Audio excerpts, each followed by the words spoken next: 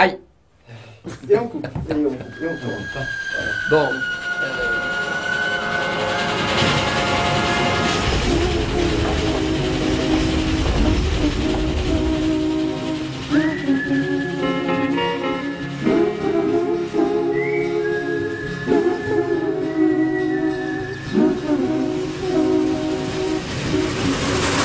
Je suis tombé un jour sur un livre merveilleux d'une jeune femme dont je me souviens plus le nom et qui a écrit un livre sur les différentes histoires de Cendrillon.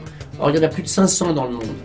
Et elle a raconté des histoires merveilleuses de la version de Cendrillon américaine, chinoise. Et j'ai enfin compris cette histoire de souliers de verre qui ne tient pas la route, parce que chez nous, des pantoufles en verre, ça n'existe pas. Et en fait, c'est un conte chinois qui date du Xe siècle avant Jésus-Christ. Et là, tout d'un coup, je me suis dit, mais s'il y a 500 histoires, je vais bien en raconter une de plus.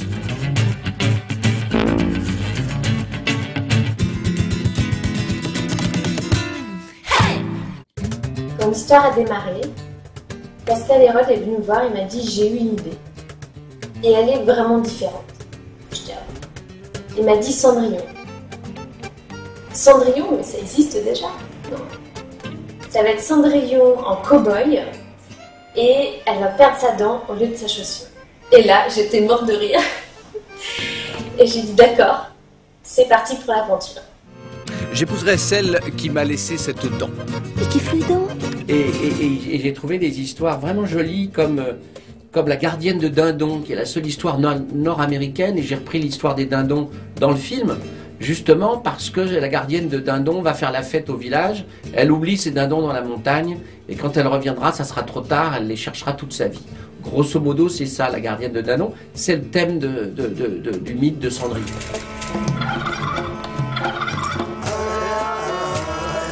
J'avais très envie de faire ce film en Amérique, parce que l'Amérique du Nord est un pays absolument sublime. Vous avez des grottes absolument invraisemblables, vous avez les grands canyons, vous avez les forêts sublimes, vous avez des forêts de cactus, des déserts de sable. L'Amérique, c'est un pays absolument merveilleux. Et alors, en plus, petit détail, oui, il y a des mers de sable, et mer de sable égale mer, égale galion.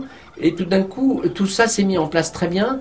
Le galion, parce que je voulais un galion pour les pirates, et tout s'est créé assez facilement, si vous voulez.